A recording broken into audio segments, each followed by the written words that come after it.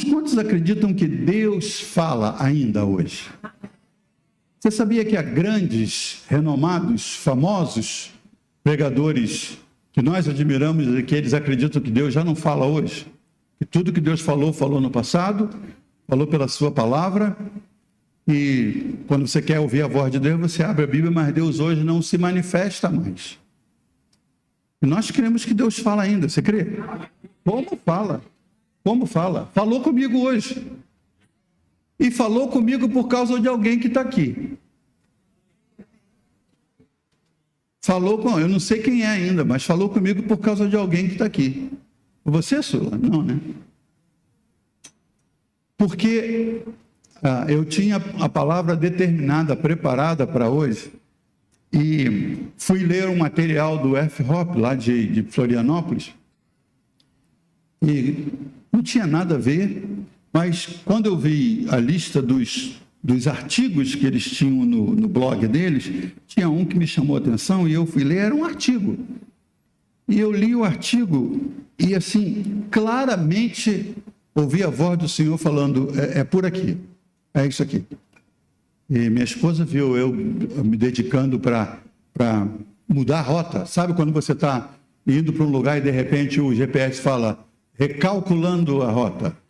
E aí ele começa a procurar, e eu me senti assim perdido, recalculando a rota, mas me senti em paz por saber que o que Deus queria ministrar hoje tem endereço certo. Não é uma carta que saiu sem endereço para ver quem pega, não, tem endereço certo.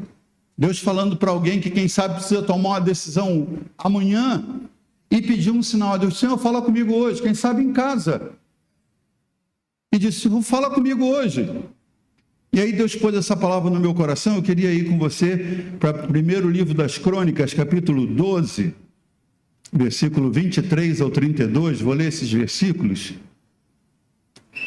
Quero falar sobre discernindo o final de um ciclo.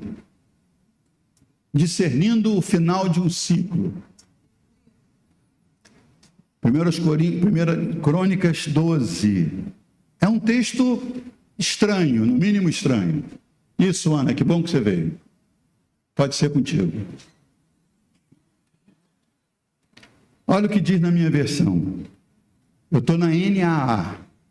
Este é o número dos homens armados para a batalha que vieram a Davi em Hebrom, para lhe transferirem o reino de Saul segundo a palavra do Senhor. Dos filhos de Judá, que traziam escudo e lança, 6.800, armados para a guerra. Dos filhos de Simeão, homens valentes para a batalha, 7.100. Dos filhos de Levi, está falando de cada tribo, né? 4.600. Joiada era o chefe da casa de Arão e com ele vieram 3.700. Zadok, sendo ainda jovem, homem valente, trouxe 22 chefes de sua casa paterna. Dos filhos de Benjamim, irmãos de Saul, vieram 3.000, porque até então havia ainda muitos deles que eram fiéis à casa de Saul. Dos filhos de Efraim, verso 30, 20.800 homens valentes e de renome na casa de seus pais. Da meia tribo de Manassés, 18.000, que foram apontados nominalmente para vir e proclamar Davi como rei. Dos filhos de Issacar, esse é o último versículo que a gente vai ler nesse texto. Dos filhos de Issacar, que sabiam discernir o tempo, para saberem o que Israel devia fazer, 200 chefes e todos os seus irmãos sob suas ordens. Só até aqui. Esse é um texto interessante que chama atenção, porque é uma lista de convocados para a guerra. Davi ainda vivia lá no deserto, Saul ainda estava vivo, e começaram-se a juntar a ele homens que se sentiam diminuídos, na caverna de Adulão, algumas centenas se juntaram e pediram que ele se tornasse o chefe deles, e eram desempregados, eram homens desacreditados, eram homens problemáticos aos olhos de Saul, e foram se juntando, e aí chegou um ponto que outros vieram, até os descendentes de Benjamim vieram, e explica ali, não veio mais, porque alguns ainda eram fiéis a Saul. Mas essa lista, irmãos, vai chamando a atenção, fulano veio com 3.000, outro com 18.000, cada um trazendo gente da sua linha, da sua linhagem, para servir a Davi. E de repente, quando fala da tribo de Issacar, não fala de guerreiros, Fala de 200 homens, mas que, apesar de não apresentarem lança, nem escudo, nem espada, o texto diz dos filhos de Issacar, que sabiam discernir o tempo. Em outra palavra, diz que sabiam discernir os tempos e as estações. Então, esses homens não tinham armas, mas eles tinham uma característica que era muito útil para Davi nessa nova empreitada. Eles eram pessoas que sabiam discernir os tempos. E discernir os tempos é uma característica que cada um de nós tem que aprender a desenvolver. Discernir os tempos. Eu estou falando sobre isso, discernindo o final de um ciclo. O que é um ciclo, irmãos? A vida é feita de ciclos. Ciclos são etapas feitas de começo, meio e fim. O ciclo ele tem um tempo de começar, tem um meio e tem o fim. E ele em todas as áreas da nossa vida, na área dos relacionamentos, na área do trabalho, na área do ministério, na área da carreira, na área do estilo de vida, na área dos projetos pessoais. Em todas essas áreas nós vivemos ciclos. E nós temos que ter o discernimento para entender se um ciclo acabou ou se nós estamos arrastando alguma coisa que já não tem mais nada para dar. Um ciclo que já se fechou. Ele já teve começo, ele já teve meio, ele já teve fim e a gente está arrastando. E quando você vive um ciclo que já terminou e você se nega a mudar para o outro ciclo, a sua vida perde o sabor e você começa a viver um tempo insípido, que já acabou o que aquele ciclo tinha que dar para você. É como essa figura aqui, o que estava aqui no casulo, ele tem um tempo, não adianta tentar abrir aqui antes do tempo para facilitar, porque é doloroso para o bichinho sair daqui de dentro. Ele tem que romper, e quando ele faz força para romper, é que as asas se abrem. E aí depois disso ele vai se soltando, e aí ele está solto para viver um novo ciclo. Não adianta trazer essa borboleta de volta para cá, nem adianta forçar isso aqui a se adiantar para ser borboleta. O ciclo tem que ser respeitado, mas quando ele termina, dali para frente, se você esticar, você está vivendo a morte de um ciclo, esticando alguma coisa que não tem mais o que dar. Quem me entende, diga amém. Abraão, por exemplo. Abraão viveu em Ur muito tempo. Muito tempo. E quando você lê o final do capítulo 11 de Gênesis, a palavra parece que vem primeiro para o pai dele, que sai com a caravana na intenção de ir para Canaã. Mas quando eles saem dali, param em Padã Arã, ele bota até o nome do filho que morreu ali, e ele vai ficando e ficando. Aí no capítulo 12, sabe Deus quantos anos ficaram? Deus agora aparece para Abraão, e já não fala mais com Terá, o pai de Abraão, e fala com Abraão: Abraão, sai do meio da tua terra e da tua parentela, e vai para a terra que eu te mostrarei. Ali era um segundo comando. Abraão podia dizer: não, eu não vou, tá bom aqui. Mas ele entendeu, o ciclo de viver junto com o pai dele se acabou. E às vezes a gente não consegue entender isso, gente. O ciclo de viver com nossos pais. Até isso é um ciclo que você tem que entender. Mas por que a gente às vezes não muda de ciclo? Algumas razões. Se eu deixar meu pai ou minha mãe, quem vai cuidar deles? Amém, é uma preocupação humanamente louvável. Espiritualmente é você dizer que Deus não tem condições de cuidar de alguém, porque se não for você, ninguém mais cuida, e você então não muda de ciclo. Eu estou falando de alguém que eu conheço, que eu conheci, e quando eu dizia: mas você já deu a hora de se casar, de seguir sua vida, pastor, e quem vai cuidar da minha mãe? A mãe não é saudável. Quem vai cuidar da minha mãe? Eu não posso deixar minha mãe sozinha. Mas aonde você leu isso? De onde você recebeu essa palavra? Ela não conseguia entender que o ciclo da vida dela de ter cuidado, vivido com a mãe, tinha terminado. Agora era a hora dela se casar e levar a vida dela para frente. E ela foi arrastando isso, não sei se está arrastando até hoje. Mas não entendeu, há um ciclo que se fecha. A gente nasce, irmãos, e cresce dentro de uma casa com os pais. A gente se apega aos pais. E o casamento é um rompimento de um ciclo que terminou, e você começa um outro. É por isso que a Bíblia diz assim: deixará o homem seu pai e sua mãe e unir-se-á à sua mulher. Isso é muito forte. Por que não diz assim: e o homem trará sua nova mulher para dentro da casa do seu pai e sua mãe e será uma grande família? Não diz assim. Diz: deixará o homem seu pai e sua mãe. O vínculo, deixar o pai e a mãe. Não é? Você, até se casar, você tinha cuidados dentro de casa. Era a mãe que fazia, era daquele jeito. O café com leite ela fazia do jeito, mesmo jeito todo dia. Você estava acostumado à quantidade certa de leite com café, ela adoçava bonitinho e tal. Aí você muda de casa. Chega lá, é aquele café tinto, a esposa fez escuro demais. Caramba! E isso aqui da minha mãe era docinho e tal, agora já não é doce assim.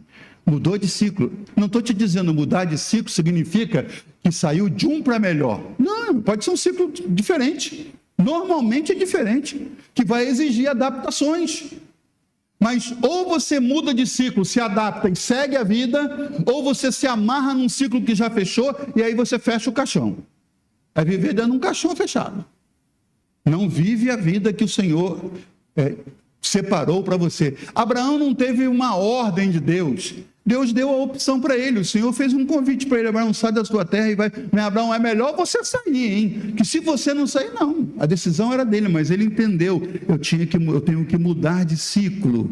Esse ciclo com meu pai acabou. Agora, para que Deus fale comigo e as coisas mudem, eu tenho que sair. E o mesmo Abraão que tomou a sábia decisão de sair do ciclo com o pai para começar um ciclo sozinho, errou na hora de sair, levou Ló com ele. Mas lá na frente, esse mesmo Abraão entendeu, terminou o ciclo de andar com Ló. Terminou o ciclo. E aí é interessante que ele chama Ló e diz para Ló: Ló, acabou. A gente vai se separar. Mas por quê? A gente está bem, tio. E estava bem. Ló prosperava só pelos dividendos do tio. Abraão ia enriquecendo e Ló de tabela. E aí, por que separar? Está indo bem. Às vezes Deus te diz assim: ó, acabou o ciclo com esse sócio, com essa pessoa, e a gente quer esticar porque a gente não vê nenhuma razão aparente. Aí depois, quando separa, é com litígio, é com briga, é com juiz na mesa. Teve a hora de sair e até se sentir: poxa, a gente está tão bem, mas agora é hora da gente separar, e você monta a sua firma, eu monto o meu, eu vou fazer a minha, você segue o seu caminho, eu sigo o meu. Mas não, e depois não é dessa maneira agradável que acontece. Abraão chegou para Ló e falou: meu filho, acabou o ciclo, eu vou viver sozinho agora, e você também toca a sua vida. Entender isso, irmãos, é maturidade espiritual. Quando um ciclo termina, discernir quando um ciclo chega ao fim é essencial. Por quê? Para você poder andar na vontade de Deus e evitar duas coisas: estagnação e precipitação. Dois perigos: ficar quando o ciclo acabou, aí você fica estagnado, e o outro perigo, se precipitar e sair do ciclo antes que ele termine. Tem que fechar. Se esse serzinho aqui, que está aqui dentro, tentar sair antes da hora, ele morre. Se tentar sair depois da hora, ele morre. Tem que sair na hora certa. Nem precipitação, nem estagnação. Está comigo? Diga amém. Aí a pergunta que você começa a fazer: mas como é que eu vou identificar? Como é que eu vou identificar esses momentos para agir com sabedoria? Eu trouxe isso para a gente compartilhar aqui. Me ajuda aí com o slide, por favor. Como identificar esses momentos e agir com sabedoria? Primeiro passo: confia no Senhor e busca a direção dEle. Eu não sei, às vezes você está me ouvindo aqui dizendo: será que é comigo? Será que terminou meu ciclo? Como é que você identifica esse momento e age com sabedoria? Primeiro, confie no Senhor e busque a direção dEle. Olha o que diz Provérbios 3, 5 e 6. Não te estribes no teu próprio entendimento. Ele endireitará as tuas veredas. Não te estribes no teu próprio entendimento. Eu sei o que eu estou fazendo, irmão. Não deixa o orgulho dirigir teus passos, não. Não te estribes, que é usar como piso, como suporte. Não te estribes, não te calces no teu próprio entendimento. Eu sei o que fazer, você sabe. Cada dia é um ensinamento novo.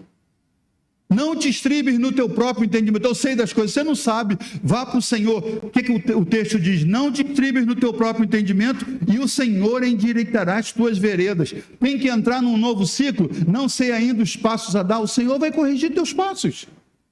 Você vai pisando, ele vai arrumando. Não, por aqui. Ele vai endireitar. Endireitar fala de um verbo de que não está direito, mas vai colocar de maneira direita. Vai endireitar tuas veredas, teus passos. Vai arrumar os teus passos. Então, como é que eu identifico se estou no final de um ciclo? Eu confio no Senhor e busco a direção dele. É não confiar na lógica humana.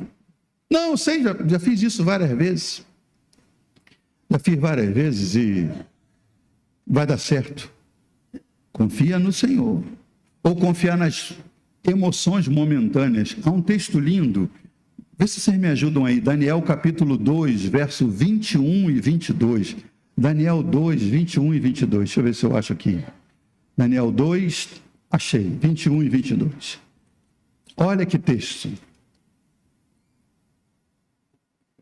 É ele, diz Daniel, quem muda o tempo e as estações.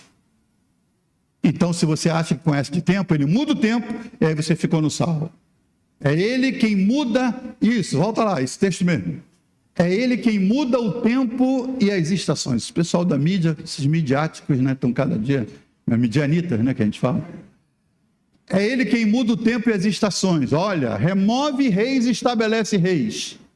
E ele dá sabedoria aos sábios e entendimento aos inteligentes. Na minha versão diz, e ele dá sabedoria aos sábios e àqueles que buscam entendimento. É ele quem muda os tempos. Ele revela, verso 22, ele revela o profundo e o escondido.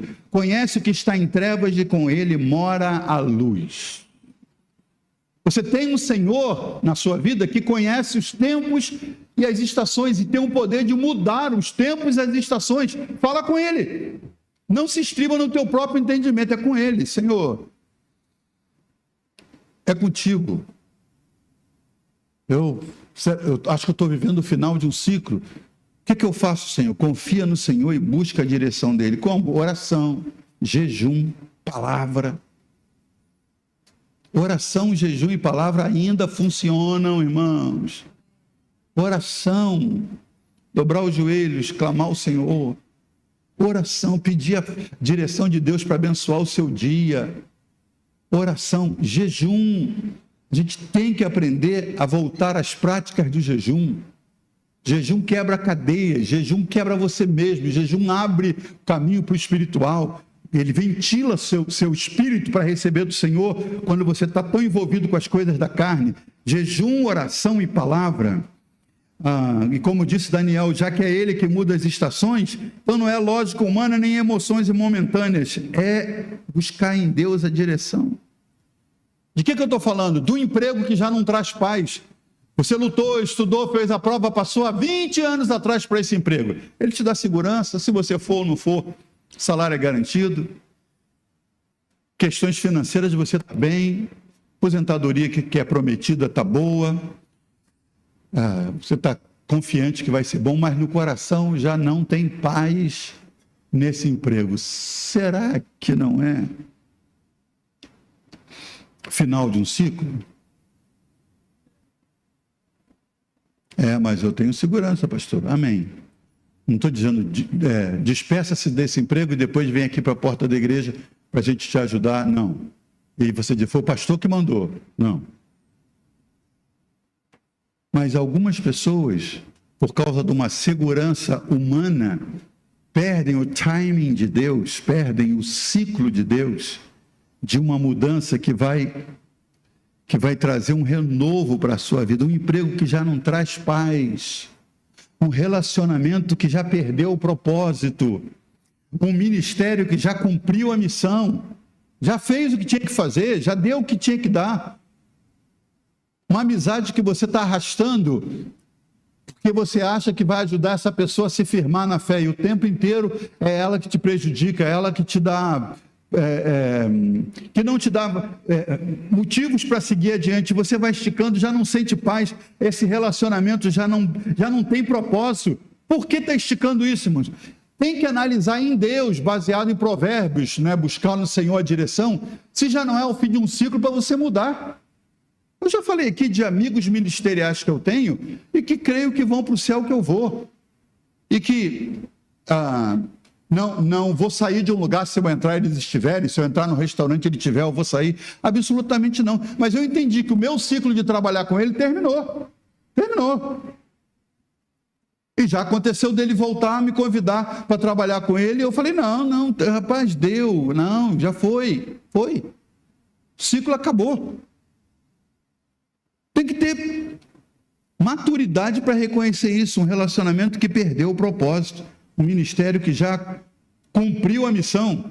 Então, a primeira lição é confie no Senhor e busque a direção dele. Segundo, cresça no amor e no discernimento. Filipenses 1, 9 e 10 diz assim, que o vosso amor aumente mais e mais em pleno conhecimento e toda percepção. Para quê? Para aprovardes o que é melhor. Aprovardes o que é melhor. Você sabia que há igrejas e crentes mais nobres que outros? A Bíblia diz isso. Paulo falando dos crentes de Tessalônica e falando de Bereia, ele diz, porque os de Bereia são mais nobres que os de Tessalônica, porque eles conferem na palavra para ver se é assim mesmo. Então pode ter crente mais nobre que eu. Por quê? Porque ele confere na palavra. Seja um desses, irmãos.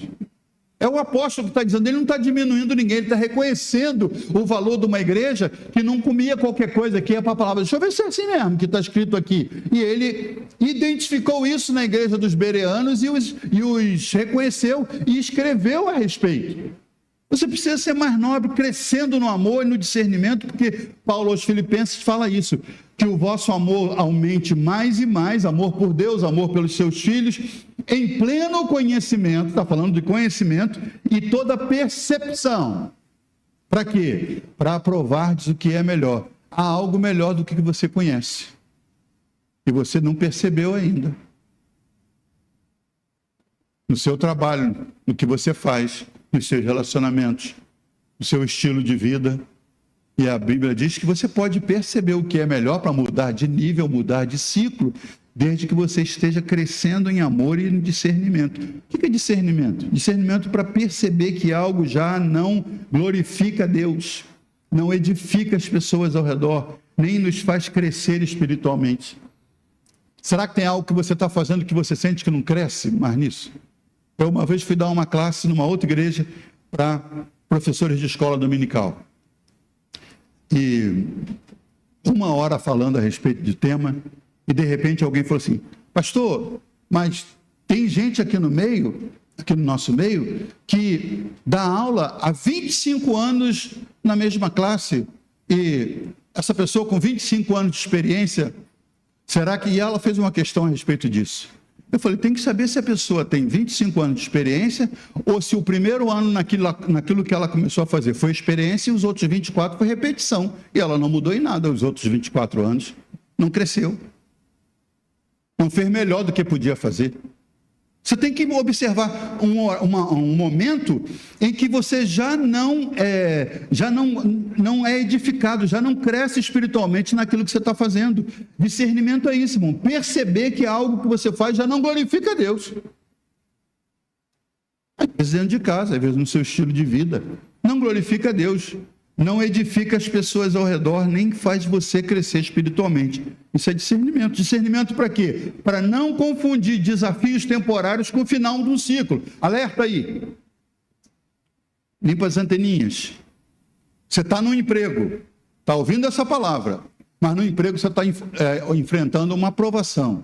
E sabe o patrão novo que entrou, o chefe da sua seção, começou a incomodar-se com você e te apertar no horário e te dar mais trabalho do que o anterior dava. Aí você diz, eu acho que terminou o ciclo aqui. Não confunda uma aprovação temporária com o final de um ciclo. Às vezes é uma aprovação temporária só para Deus te fortalecer, para você orar por aquele sujeito, para você aprender a fazer uma coisa nova, para depois você ser promovido. Às vezes quem te promove na firma não é o patrãozinho que gosta de você, é o outro que não é nem tão chegado, mas ele vê qualidades em você que o outro não viu. Aí ele te promove.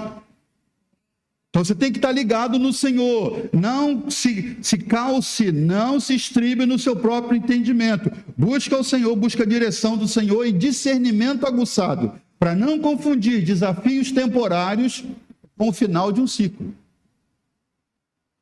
Está aí ainda? Diga amém. Amém. Então, primeiro, busca o Senhor. Segundo, cresça no amor e no discernimento. Terceiro, desfrute da sabedoria coletiva. Consulte a sabedoria coletiva. Olha o que diz Provérbios 11, 14. Porque na multidão de conselheiros há segurança. Deus não nos chamou para caminhar sozinhos. Repete essa frase para alguém, por favor. Diz: Deus não nos chamou para caminhar sozinhos. Foi o que nós falamos aqui semana passada, Jetro e Moisés. Jetro chega para Moisés, que bom que o sogro de Moisés o ajudou e salvou a ele e o povo. Imagina Moisés sozinho tentando fazer tudo. Se o sogro não o orientasse, ele não sairia daquilo. Barnabé e Saulo, irmãos, a contribuição que Paulo deixou para a igreja é inestimável. Além do que nós podemos aquilatar. Agora, o início da carreira de Paulo, se não fosse um carinha chamado Barnabé, a gente não teria Paulo hoje. Barnabé tinha noção de ciclos. Quando Paulo aparece, convertido lá na estrada de Damasco, e aonde ele começa a pregar? Dentro de Damasco. Ele caiu na entrada, cego, foi levado para a casa de Judas, o Senhor usou Ananias vai lá, ora por ele, os olhos se abrem, ele é cheio do Espírito Santo, ele é batizado, ali ele começa a pregar, ele já vai para a sinagoga, já começa a pregar, já causa tumulto, é o cara que perseguia ontem, hoje ele está pregando, hoje ele está ali, aí ele começa a ser perseguido ali dentro, ele tem que ser descido num cesto pela muralha, para não ser morto, e aí tentam apedrejá-lo, ele já foge dali. Quem é o cara que aparece e diz para ele: meu filho, você não está na hora de começar a pregar, você ainda tem uma fama muito forte de perseguidor, até o pessoal entender, os crentes vão achar que é um golpe, e se puder vão te matar, nem que seja na oração, vão orar para você morrer, e os que eram do seu lado vão ficar com raiva porque você mudou de lado e vão tentar te matar. No momento agora o que você precisa é vazar daqui. E o levou até um ponto da estrada e falou: volta para sua cidade. E ele volta para Tarso. E dizem aí os historiadores que ele ficou lá quase 10 anos.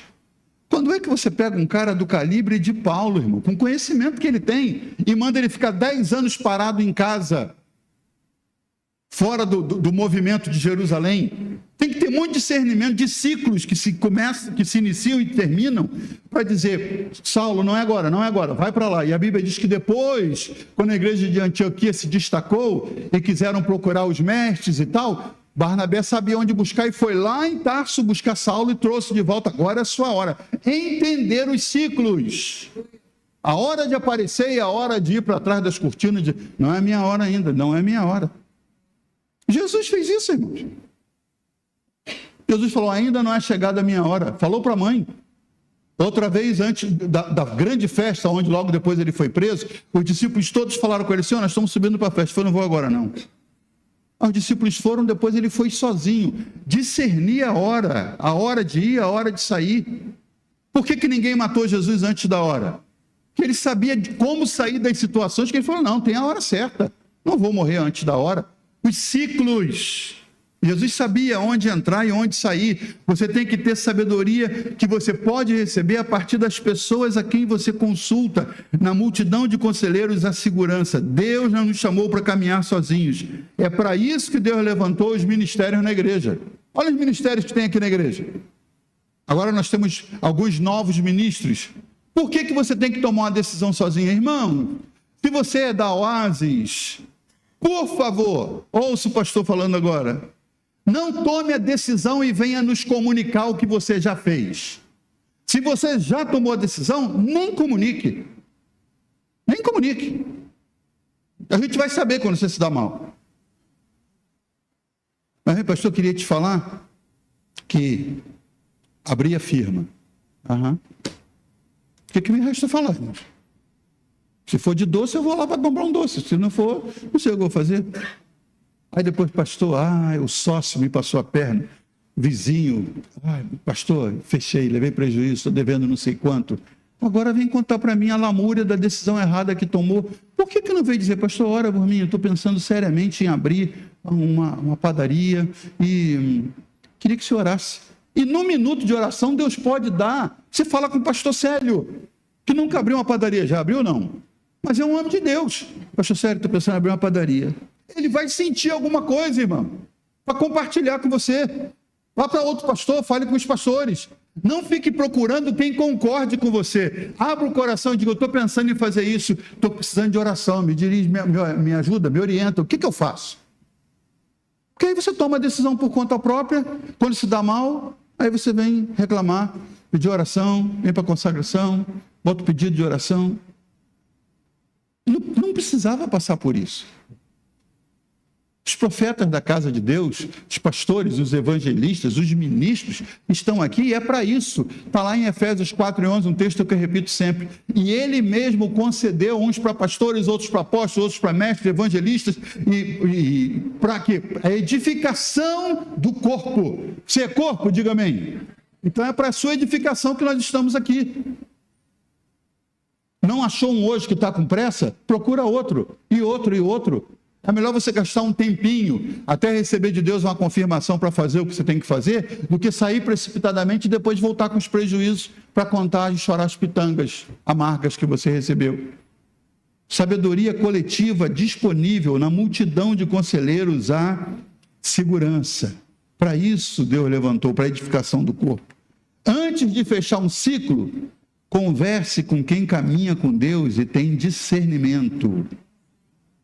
Mesmo que você esteja ouvindo agora dizendo, é isso mesmo, é para mim essa palavra. Vou fechar esse ciclo. Ainda assim, converse com alguém que tem discernimento. Você não sabe quem tem discernimento? Deus te mostra quem tem discernimento. A pergunta que você pode estar fazendo, mas quais são os sinais de que um ciclo pode estar fechando, pode estar chegando ao fim? Vou dar alguns aqui para você identificar. Primeira delas, primeiro sinal de que um ciclo pode estar fechando, falta de paz interior. Filipenses 4:7 diz assim, e a paz de Deus que excede todo o entendimento, aquela paz que ninguém entende, aquela paz que você enterra um parente e não chora, você chora, mas não desespera, a paz que excede todo o entendimento, a paz que te dá condição de viver na faixa de Gaza, a paz que excede todo o entendimento, que nem você entende, diz o texto de Paulo, e a paz de Deus que excede todo o entendimento guardará os vossos corações e os vossos pensamentos em Cristo. Paz, irmãos, é um direito dos filhos de Deus. Jesus, quando apareceu lá na sala fechada, eles tremendo de medo, porque Jesus tinha morrido e agora eles iam ser presos, o Senhor, a primeira coisa que falou, paz seja convosco, deixo-vos a paz, a minha paz vos dou, não a paz que o mundo dá. Então você, como servo de Deus, tem direito à paz que excede todo entendimento. Tem que fechar um ciclo? Você vai sentir paz no coração para fazê-lo. Acabou. Vou terminar com isso. Às vezes é um negócio que você faz há anos. Essa semana me falaram de um pai que construiu um pequeno império e os filhos estão decidindo passar adiante. Não querem mais. E a minha pergunta é de sempre. Sente paz para fazer isso? Não é simplesmente que você não precisa. Às vezes você acha que fecha um ciclo porque não precisa mais. Até não precisando, você precisa da paz de Deus para decidir se fecha ou não. Quais são os sinais que um ciclo pode estar chegando ao fim? O primeiro deles é isso, falta de paz interior. Você não está em paz mais para continuar fazendo o que está fazendo. Às vezes é morar num lugar, irmão. Deixa eu ser mais específico. Às vezes você mora num lugar, achei sua veia agora. Você mora num lugar e já passou tanta luta no lugar. A menina que fazia, graças a Deus eu saí, estou de alta do acesso do antibiótico, mas a querida que vinha todo dia fazer meu antibiótico, ela mora em Engenheiro Pedreira, e ela pega uma van até Japeri, em Japeri ela entra num trem e vem até certo ponto da cidade, e lá ela pega uma moto e vinha até minha casa, e aí ela chegava lá em casa às 10 da manhã. Eu dizia, que hora que você sai de casa, querida? Ela, pastor, eu saio antes das 7. Falou, que hora você volta para casa? Perto das 8. 31 anos, avó, já tinha uma netinha de 1 ano, que o filho com 17 seguiu os passos, o legado e numa luta por sobrevivência, criada no Evangelho. Eu falei, não, você não está aqui em casa por causa desse antibiótico, tem outra razão aí. Foram 28 dias ministrando, né? 24 ou 25, porque teve 3 dias que eu fui atendido por outra pessoa, que também, as outras 3 que vieram, eram pessoas que serviam ao Senhor.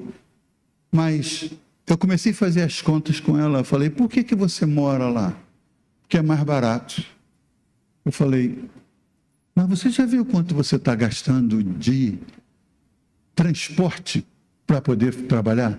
E saía da minha casa e ia para Rio Comprido, de lá para o Leblon, e do Leblon para Botafogo, e do Botafogo para não sei onde e tal, para fazer 12, 13, 14 atendimentos por dia para levantar o sustento. Eu disse, você já viu quanto você gasta de moto, de ônibus, de trem, de van? É gasto muito. E você já viu o tempo que você gasta? Se você não gastasse o tempo todo rodando, você poderia sair de casa. E aí uma outra que veio na falta dela disse assim, 3 horas eu estou em casa, eu só faço uma rota perto da minha casa, e eu faço e 3 horas volto para casa. Não quero passar meu dia dentro de ônibus, em cima de lombo de moto, não. E eu tenho filho para criar, eu quero gastar tempo com os meus filhos quando eles chegam da escola e tal. Você às vezes tem que parar e ouvir o conselho de alguém, está aí na multidão de conselheiros, para você analisar, irmãos, o que você está gastando e do jeito que você está vivendo. Está na hora de você fechar esse ciclo. Mas lá eu pago mais barato. Pague mais caro no lugar mais seguro e você vai fazer os descontos de quanto você deixa de gastar nos transportes e depois vai dizer, gente, que alívio, eu durmo mais tempo agora, eu ando menos de ônibus, de trem e de metrô, e eu ainda ganho mais do que eu ganho, porque eu ainda pago um pouco mais de aluguel, mas fica mais dinheiro no bolso. Às vezes você tem que parar, e essa mensagem é para você, e dizer, aonde eu estou morando? Por que eu estou morando ali? Aí você acha que não consegue pagar mais do que você paga. O Deus que você serve, se você precisar mudar para um lugar melhor, por conta da sua família, por conta da sua fé, por conta da sua paz, por conta da sua segurança, esse Deus é capaz de fazer infinitamente mais e te dar condição para que você more no lugar mais seguro. Quem sabe você hoje tem que começar a analisar isso. Onde eu moro? Será que eu preciso mudar de onde eu moro? Tenho que fechar esse ciclo? Falta de paz interior, não sente paz? Pode ser que o ciclo tenha chegado ao fim. Segundo, cumprimento de propósito. Se o objetivo de algo já foi alcançado, pode ser sinal de que é hora de novos desafios. Como Filipe e Eunuco, irmãos. Filipe estava em Samaria, saiu de lá porque o Senhor mandou, desceu a estrada de Gaza que estava deserta, entrou na carruagem com o eunuco lá da Etiópia, viajou com ele, sabe Deus quantos quilômetros, explicou Isaías todo, falou do plano de salvação, falou do Messias que já tinha vindo, o cara entendeu. Agora o cara pegou a aula do discipulado que o Wander faz em 4 semanas, fez numa carruagem, numa vez só. Aí o cara entendeu e disse, eu quero ser batizado, o que me impede? Filipe falou, se você entendeu tudo, quem crê foi batizado. Eu estou te explicando tudo aqui que o mestre falou e tal. Tem uma água ali, ó. Era um ribeiro, era um lago, era uma poça, tinha alguma coisa. Filipe falou, ok, concluiu o ciclo. Entraram, diz o texto, desceram ambos a água, capítulo 8 de Atos, e na hora que Filipe mergulha o etíope e o declara batizado, quando saem da água, só sai um, o outro desaparece. Terminou o ciclo. Senão, quem sabe, quando saíssem da água, o etíope falasse assim, rapaz, você foi tão importante na minha vida, eu quero ir agora na volta para a Etiópia, eu quero abrir uma igreja lá. Você tem experiência, você foi diácono em Jerusalém, você foi evangelista em Samaria, você é o cara, eu preciso da sua ajuda, eu vou te abençoar, eu sou ministro da fazenda. E aí mudava o rumo, irmãos. Deus falou, não, rapaz, fechou o ciclo. Acabou, você já batizou o cara vai embora agora. E você vai para outro lugar. E ele se achou em Azoto e de lá foi pregando até chegar em Cesareia. Fechou o ciclo, irmão. Entenda isso. Quando o objetivo de algo já foi alcançado, pode ser sinal de que é hora de novos desafios. É que às vezes você tem medo de novos desafios, aí você fica amarrando. não solta o etíope, vai para a carruagem, vai ficando longe de casa. Você, mas aqui está bom, aqui tem alguma chance, irmão? Entenda, cumprimento de propósito é sinal de que o ciclo está fechando. Terceiro, confirmações divinas. Deus usa a sua palavra, como pode estar usando agora, Deus usa situações, Deus usa conselheiros espirituais para confirmar sua vontade. Deus fala. Está falando para alguém agora. Quem sabe do nada, ali no jantar depois, alguém vem e dá uma palavra de confirmação para você. Deus fala pela palavra, Deus fala por situações, Deus fala através dos conselheiros espirituais, para confirmar a vontade dele na sua vida. Fez assim com Abraão. Deus falou com Abraão e Abraão ouviu e foi. Então, fique atento às confirmações divinas, se já não é um sinal que seu ciclo pode estar chegando ao fim. E o último deles, falta de crescimento. Quando algo já não contribui para seu crescimento espiritual, nem emocional, nem profissional, pode ser um indicativo de que o ciclo chegou ao fim. É difícil a gente, às vezes, olhar para alguém que a gente gosta do trabalho. Eu passei uma experiência, já contei ela aqui uma vez. Vou repetir agora para quem sabe, você que não conhece. Um querido que a gente abrigou em casa, era como um filho, ainda é como um filho. Querido mesmo, muito querido.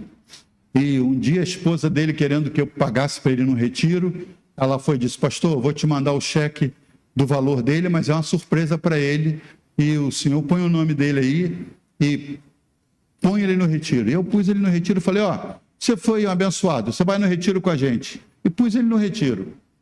E ela mandou o cheque no meu nome para não aparecer na igreja, mas eu sabia que o cheque era para pagar o que nós fizemos por ele.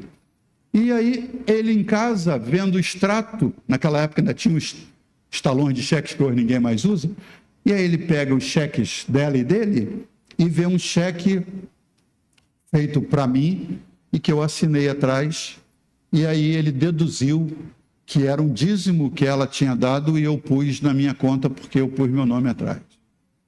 E, em vez de ele me procurar, porque ele tinha intimidade comigo, para isso, ele ligou para o tesoureiro. Ele ligou para o tesoureiro e falou: olha, pastor Jazz, tem um caixa 2. Muito triste falar isso para você, mas eu tenho a prova, eu tenho um cheque em casa. Foi um dízimo que minha esposa deu para a igreja, ele assinou atrás e botou na conta dele e tal. O tesoureiro falou: rapaz, isso a gente resolve agora. Ligou para mim e falou: pastor, estamos indo na igreja. Ele não foi, mas o tesoureiro veio e falou: pastor, explica isso aqui. Eu falei: isso aqui agora eu posso contar. Foi a esposa dele que deu de presente e tal, e eu paguei para ele, ela está fazendo cheque e tal, mas não é o cheque de dízimo nem nada, é do retiro dele, olha o valor aí e tal. Mas aí eu chamei ele com a esposa no gabinete e falei: meu filho, por que você não me ligou?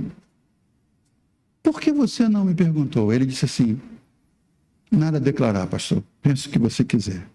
E a mulher dele começou a chorar e dizer: por que você fez essa burrada?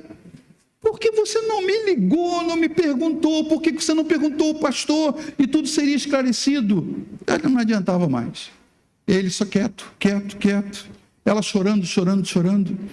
Falei: o que eu faço agora? Aí eu falei: vamos orar. E eu comecei a orar. E quando eu comecei a orar, o Senhor me dirigiu numa oração e eu comecei a orar: Senhor, eu abençoo o meu irmão, abençoo a sua esposa, eu abençoo o novo lugar para onde ele vai, eu abençoo o novo pastor que ele vai ter a partir de agora. Senhor, eu declaro que ele vai ser mais próspero ainda na outra igreja, que ele vai ter um pastor em que ele confie completamente e que essa cena da vida dele vai ser apagada. Me perdoa. Aí ele já despencou a chorar, porque na oração ele já entendeu, eu estava despedindo ele. E quando acabou a oração, ele veio, me abraçou, chorou. Eu falei: conforme você disse, nada a declarar, está tudo bem entre nós e tal. Ele foi para uma igreja americana com a esposa, acho que está lá até hoje somos amigos. Mas foi duro para mim, irmãos, entender que eu não podia continuar trabalhando com um filho que desconfiava de mim. E que se ele dissesse, pastor, me perdoa, eu não sei que bobagem eu fiz, era diferente. Ele só dizia, nada a declarar, pastor, pensa o que você quiser, pensa o que você quiser. A semente da desconfiança estava dentro ainda. E eu tive que fechar aquele ciclo. Mantive a amizade, mas não tive o obreiro. E você às vezes fica poupando porque é uma amizade muito antiga e tal, que está te trazendo prejuízo, não te edifica mais, não te ajuda mais, não te levanta mais, só te dá prejuízo, mas você não consegue entender. Falta de crescimento pode ser que algo que já não contribui para o crescimento emocional, profissional, espiritual, uma amizade que é tóxica. Você tem um amigo que é tóxico, você não consegue trazer ele para Jesus, ou até ele é crente, mas a amizade dele, irmãos, é tóxica. Alguém que sempre que você chega perto, ele está falando da igreja, ele está falando do pastor, ele está falando mal de alguém e tal, e você já diz, cara, vamos mudar de assunto, vamos falar de outra coisa, mas só não vê quem não quer, né, e tal, e aí toda vez, você tem que entender, essa amizade não me ajuda a crescer, e tem hora que você vai começar a dizer assim, ele fala muito, mas sabe que às vezes ele tem razão, daqui a pouco virou, dupla sertaneja, ele num tom e você no outro, cantando junto a mesma melodia amarga. Por quê? Porque não te ajudou a crescer, ao contrário, foi te intoxicando. A gente tem que entender isso, mas quando é que um ciclo pode estar chegando ao fim? Quando já não há mais crescimento, nem espiritual, nem emocional, nem profissional, isso pode ser um indicativo. Eu quero que você fique de pé, quero te lembrar algo enquanto a gente se levanta. O fim de um ciclo não é o fim da jornada. Acabou tudo. Não é o fim da jornada. Algumas pessoas aqui saíram de igrejas depois de tempos, não é? Pode ser que você tenha vindo de uma igreja onde você ficou por anos e anos e anos. A última igreja de onde eu participei, quem veio comigo sabe, eu dizia assim, eu quero ficar aqui até a volta de Jesus. Eu não quero sair daqui. Hoje alguém perguntou isso para mim, no lugar onde eu fui. Pastor, eu falei, não, eu ficaria até a volta de Jesus, eu estaria lá. Mas aí não teria oásis. Eu falei, oásis é uma prova de que Deus tira proveito de tudo. Deus tira proveito de tudo. E amém, glória a Deus, estou feliz com a oásis. E quero ficar na oásis até a volta de Jesus também. Agora, às vezes você ficou num lugar por anos e chegou a hora de fechar o ciclo, a Asa ficou lá quantos anos, Asa? 50 anos, irmão. 50 anos no mesmo lugar. Desde os 6 anos de idade. Do bercinho para a cadeira da igreja. Você acha que é fácil você fechar um ciclo de 50 anos e mudar de igreja? Sair de uma mega igreja, onde você era ministro há anos, e você de repente ir para um embrião, um negócio nascendo numa casa, e dizer, não, eu vou começar aqui como foi conosco. Lá em casa, apareceu para conversar, não, estamos começando aqui uns cultos e tal. Não tinha nem nada estabelecido ainda. Não, me senti bem aqui, eu acho que nós vamos ficar por aqui. Estamos juntos desde o início. Mas você mudar um ciclo, tem que ter muita coragem em Deus, para dizer, não, eu entendo, terminou um ciclo de 50 anos, eu vou começar. E eu imagino quantas pessoas não devem ter perguntado, cara, você está saindo? O que é isso? Você é cria da casa. Até hoje. Mas você tem que entender, para uma fase nova que Deus está tendo para a sua vida, Deus precisa que você rompa com um ciclo que já terminou, para que você comece um ciclo novo. O fim de um ciclo não é o fim de uma jornada. É só uma oportunidade para que Deus faça algo novo. Vou terminar cantando com você e lendo Isaías 43, 19. Olha o que diz Isaías 43, 19. Eis, diz o Senhor, eis que faço uma coisa nova. Deus curte coisas novas, irmãos. Eis que faço uma coisa nova. Porventura não a percebeis, percepção, discernimento, eis que faço coisa nova. Aí, Frank, eis que faço coisa nova. Você não percebeu ainda? O Senhor está falando, ei, acorda, estou fazendo uma coisa nova, você não viu ainda? Eis que faço coisa nova, que vai sair à luz. Porventura não a percebeis? Aí ele diz como é que ele faz, porém um caminho no deserto. Irmão, caminho no deserto. Deserto é aquele negócio, como é que você faz um caminho se o vento move a areia e cobre tudo? O Senhor diz, eu vou fazer um caminho no deserto e vou abrir rios no ermo.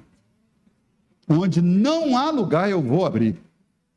Porque às vezes você não tem coragem de mudar de ciclo, Melk, porque você diz assim, é que eu não estou vendo nada para mudar. Ele fala, não, eu faço o caminho, eu faço o caminho. Você tem que decidir, eu mudo, Senhor, eu vou fechar o ciclo, eu vou entender. Eu vou sair dessa. Há uma canção, não sei se vocês lembram, eu estava cantando ela em casa hoje. Deus fará um caminho. Lembra dessa? Eu canto em Mi maior, não sei se é o tom que vocês cantam. Mi?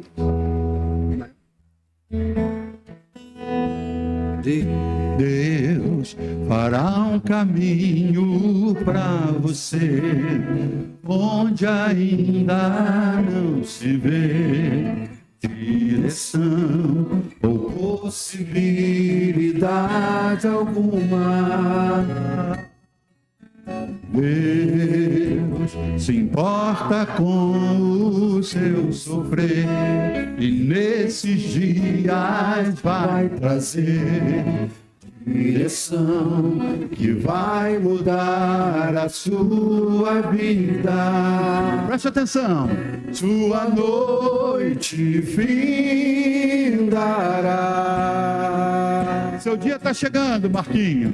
E o seu dia chegará.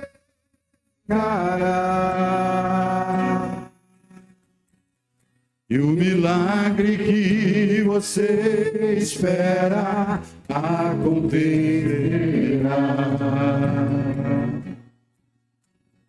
Deus não falha com você e tudo que Ele disse se cumprirá. Maravilhas para abundância. Abundância declarará. Quando Israel cercado estava, eles abriram o mar. Deus fará um caminho e as portas que você precisa, Ele abrirá. Maravilhas, maravilhas. Creia nisso, meu irmão. Abundância declarará. Quando Israel cercado estava, Deus abriu o mar. Deus fará um caminho e as portas que você precisa, Ele abrirá. Deus fará um caminho para você. Repita, Deus fará. Deus fará um caminho para... Agora aponta para alguém e diga isso. Deus fará. Deus fará um caminho para você.